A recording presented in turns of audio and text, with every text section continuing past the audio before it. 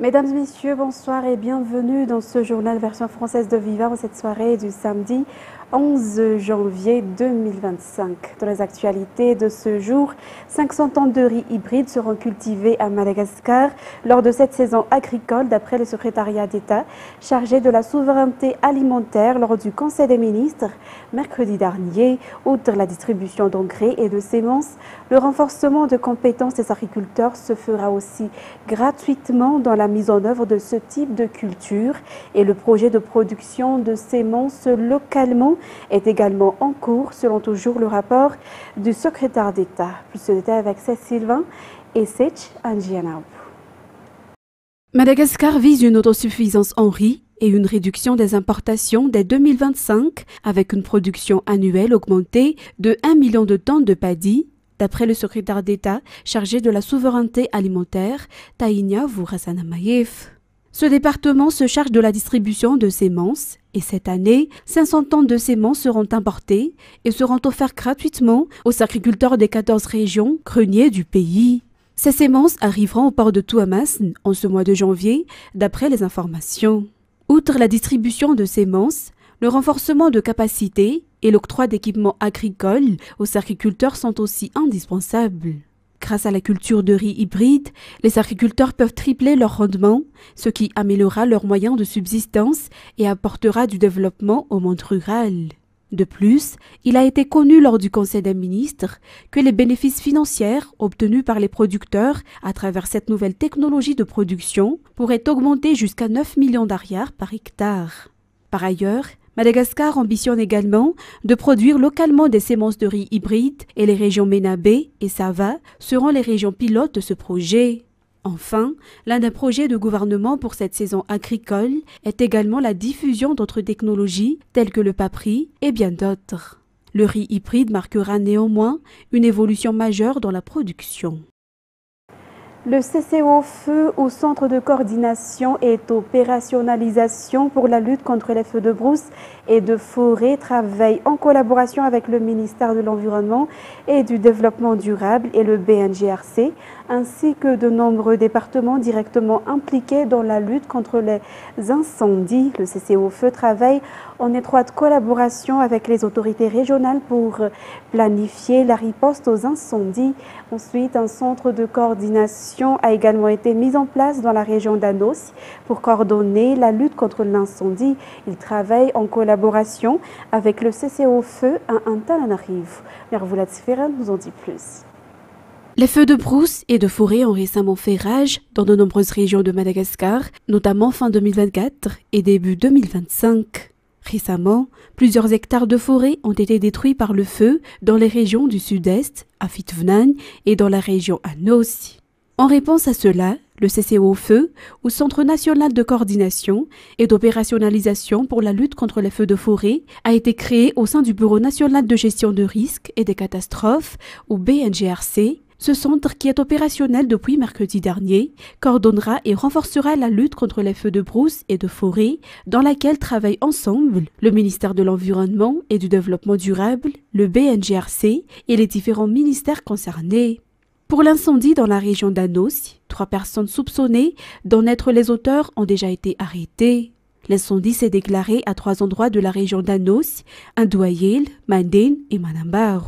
Un CO, ou centre de coordination, a également été mis en place dans la région d'Anos pour coordonner la lutte contre les feux.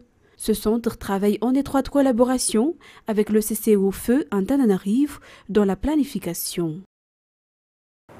Poursuivons dans ce même sujet, la lutte contre les feux de brousse et les incendies de forêt est une responsabilité collective qui nécessite la mobilisation de tous, des autorités aux simples citoyens. Selon Tafumia Av, la plateforme des communautés locales de gestion des ressources naturelles, ce réseau a également insisté sur la nécessité de renforcer l'application des lois à l'encontre des auteurs de ces actes. Sur les images de Praz. La saison sèche passe en plein. L'absence de pluie aggrave la pénurie d'eau potable pour la majorité de la population et compromet les récoltes. La principale cause de cette situation est la recrudescence des feux de brousse, un phénomène qui touche presque toutes les régions de Madagascar, selon Tafumia Av. Face à cette situation, la plateforme lance un appel aux autorités pour mobiliser davantage de moyens matériels pour lutter contre les incendies. Le réseau demande également un renforcement de l'application des lois à l'encontre des personnes responsables de feux de forêt. Présent dans les 23 régions de Madagascar, Tafou Mia Avu agit sur le terrain en apportant son aide lors des interventions contre les incendies. Dans un tout autre contexte, la première tranche de la réhabilitation de la RNT 23A reliant les districts de Muramang et Anus-Béanal est achevée actuellement et des résultats positifs sont déjà palpables à cet égard. En effet, si auparavant il fallait une semaine au camion pour parcourir ce trajet de 70 km, elle se fait en seulement 3 heures. Désormais, les travaux de réhabilitation et d'entretien se poursuivront, a annoncé le gouverneur de la région, d'Alochamangour, Anne Martina et Kevin Ravuniarsan. Si auparavant, il fallait une semaine au camion pour parcourir ce tronçon de 70 km reliant Muramang et Anus-Béanal, elle se fait en seulement 3 heures désormais. Même les tuk-tuk peuvent également y circuler. Ainsi, les problèmes des habitants en termes de transport ont été résolus, a déclaré le député de cette circonscription. Et on s'attend à ce que cela ait un impact énorme sur le prix des marchandises dans le district d'Anus-Béanal, région d'Alochamangour, selon toujours les explications. Des efforts sont déployés pour poursuivre l'entretien de cette route. Au début, la réhabilitation ne concernait que jusqu'au PK20, mais maintenant les travaux ont été réalisés jusqu'au PK43. À noter que cette RNT 23A, reliant Muramang et Anus-Béanal, est longue d'environ 70 km. Les 3 élus des districts de Muramang et Anus-Béanal et les natifs d'Anus-Béanal ont aidé la région d'Alochamangour dans l'entretien de cette route. En tourisme, Madagascar a accueilli plus de 300 000 touristes en 2024, une nette progression par rapport à 2023 qui est restée en dessous de la barre de 300 000 selon les informations. Jessé Lamiré nous en dit plus dans ce reportage.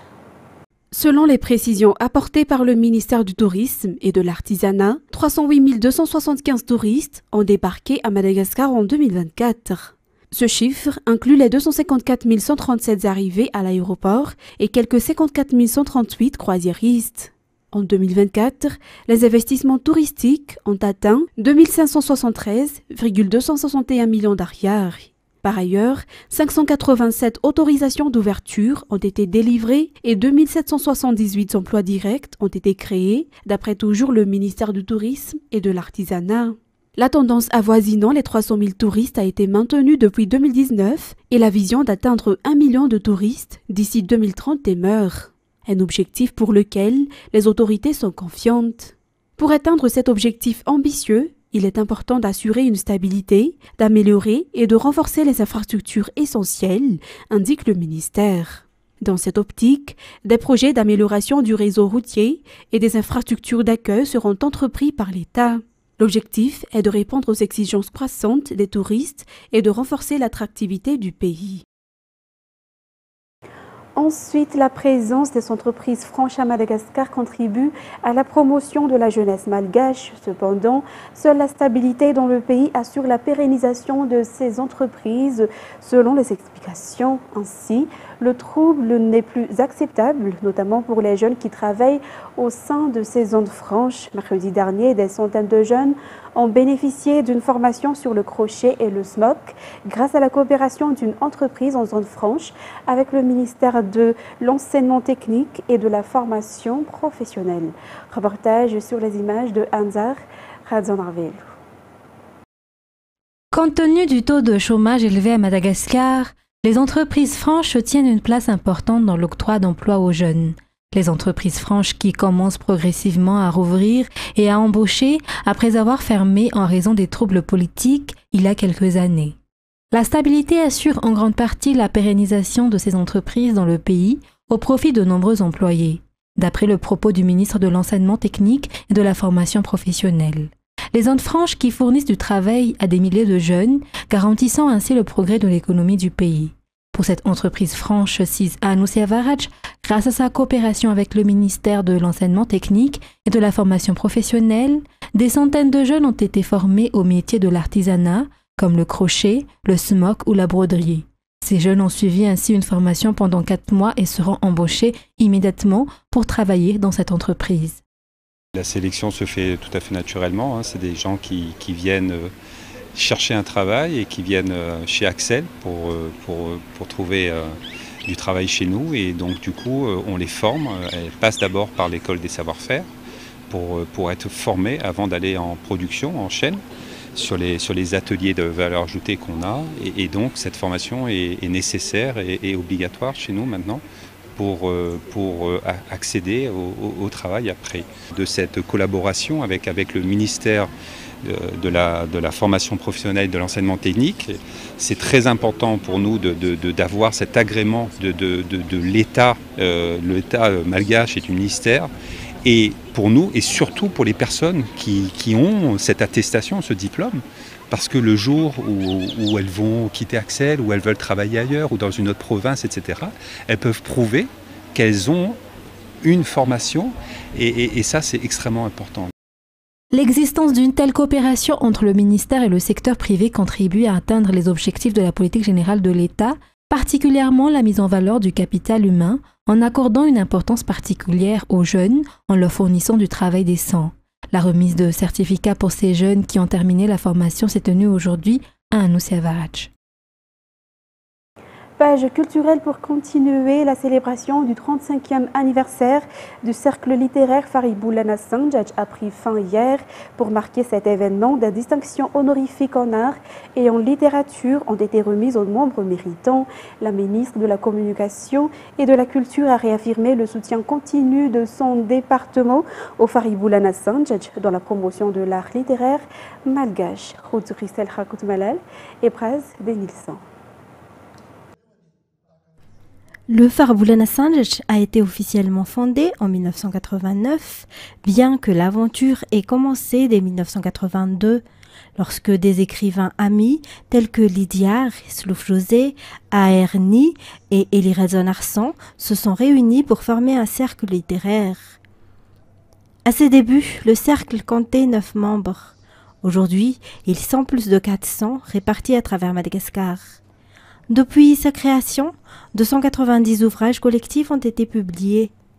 Ce cercle, qui regroupe des écrivains, des poètes, des créateurs de théâtre radiophonique et d'autres artistes, a pour vocation de promouvoir la littérature malgache et l'art littéraire en général.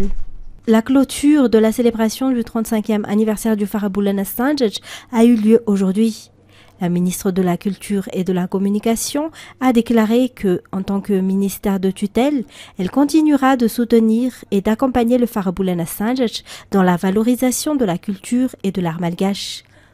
Des distinctions honorifiques en art et en littérature ont également été remises à 40 membres méritants. Ces distinctions ont été décernées par la ministre au nom du président de la République. En ce qui concerne maintenant les actualités internationales, destination Mayotte, moins d'un mois après le passage dévastateur du cyclone Chido sur Mayotte, l'archipel a de nouveau été placé en alerte cyclone orange en prévision du passage de Dikeledi au sud de ce territoire français de l'océan Indien, a annoncé la préfecture de Mayotte. Reportage signé France 24. Tempête arrive sur Mayotte, encore meurtrie par le passage du cyclone Chido. Son nom, Dikeledi, la préfecture a recommandé aux habitants de préparer des réserves. On a vu les infos pour ce week-end-là, donc on rationne, on prend au maximum de ce qui est autorisé, même si c'est un pack ou 2 packs, on fait comme on peut. Ça nous inquiète comme pour tout le monde. Là, on fait quelques courses pour s'approvisionner, quoi. La tempête devrait passer demain à 110 km au sud de l'archipel. Météo France prévoit des rafales de vent jusqu'à 100 km/h et un risque de submersion marine sur les côtes. Ce restaurant, situé en première ligne face à la mer, a décidé de fermer ce week-end. On est obligé de prendre nos précautions pour nous protéger déjà, nous, protéger nos clients et surtout protéger ce qu'on peut sauver. Les vents et la pluie pourraient de nouveau dégrader les habitations, encore touchées par le passage du cyclone Chido. C'est sûr qu'on va être un peu plus méfiant, on va prendre nos précautions, on va dégager les réseaux d'eau, les réseaux les canalisations d'eau, j'ai déjà commencé, on va renforcer les bâches, on va fixer ça correctement et puis en espérant que ça tienne, quoi. Une nouvelle alerte météorologique qui tombe alors que la rentrée des enseignants était prévue ce lundi. La préfecture annonce qu'elle est décalée de... Ensuite, en Allemagne, qui, pour succéder à Olaf Scholz, la campagne des législatives anticipée s'est ouverte cette semaine en Allemagne. Le scrutin se tiendra fin février et les conservateurs font figure de favoris. Et quant à l'extrême droite de l'AfD, qui est donnée en deuxième position et a reçu le soutien d'Elon Musk. France 24. C'est le sourire du favori sur le visage que Friedrich Merz arrive au meeting de lancement de campagne de la CSU. Ce mercredi, le candidat des conservateurs au poste de chancelier était en Bavière pour l'ouverture officielle de la campagne des élections législatives. Ces dernières se tiendront fin février et les conservateurs sont donnés largement en tête avec 32% des intentions de vote. L'occasion pour Friedrich Merz de présenter sa vision de la politique étrangère de l'Allemagne. J'appelle non seulement l'Allemagne, mais l'ensemble de l'Union européenne à grandir, vraiment, afin d'être capable d'agir. Nous devons nous attendre à des décisions politiques perturbatrices des États-Unis dans les prochaines semaines, quand Donald Trump deviendra président des États-Unis. Vous avez tous vu et entendu des exemples ces derniers jours. Des décisions perturbatrices venues des États-Unis et du camp Trump, une référence notamment au soutien affiché d'Elon Musk à l'AfD. Le parti d'extrême droite est donné en deuxième position de ces élections législatives avec 19% des voix. Le milliardaire s'est d'ailleurs entretenu lors d'un chat sur X avec Alice Weidel, la chef de file du parti qu'il présente comme la seule à pouvoir sauver l'Allemagne. L'AfD qui ne cesse de gagner en popularité grâce à sa rhétorique anti-immigration, martelée depuis des mois. Et je peux vous dire une chose, si l'AfD arrive au pouvoir, au premier jour, nous abrogerons ces lois sur l'immigration et l'autodétermination des genres.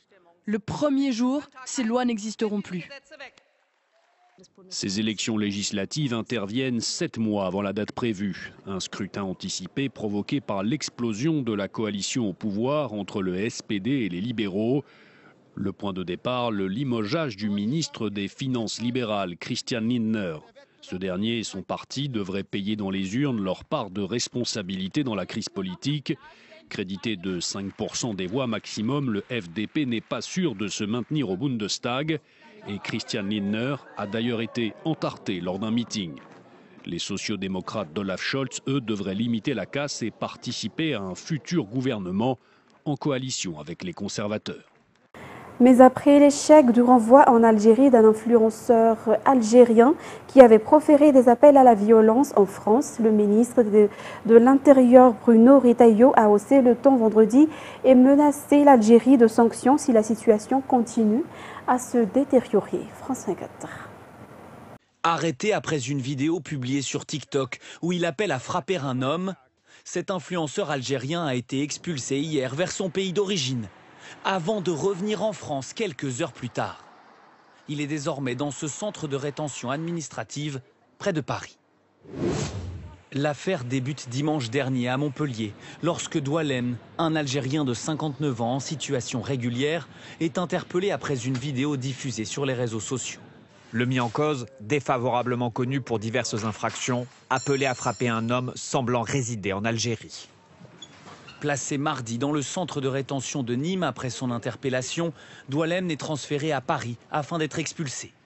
Jeudi, son avion décolle de Roissy direction l'Algérie, mais à son arrivée, l'influenceur est refoulé par les autorités algériennes. Il fait demi-tour et retourne donc à Paris. En visite ce midi à Nantes, le ministre de l'Intérieur Bruno Retailleau fait part de sa colère. Je veux dire ma stupéfaction. Et je pense qu'on a atteint avec l'Algérie un seuil extrêmement inquiétant. On voit bien que l'Algérie cherche à humilier la France. La France ne peut pas supporter cette situation. Cette affaire intervient dans un contexte de crise entre Paris et Alger. Ces derniers jours, plusieurs autres influenceurs algériens résidant en France, soupçonnés d'appeler à la haine, ont été interpellés. Doualen, lui, a déjà été condamné à 6 reprises pour un total de 11 ans et 8 mois de prison, notamment pour des faits relatifs au trafic de stupéfiants. Mesdames et messieurs, nous arrivons au terme de cette édition. Nous vous remercions de l'avoir suivi jusqu'à son terme et je vous donne rendez-vous demain pour de nouvelles actualités. Au revoir à tous.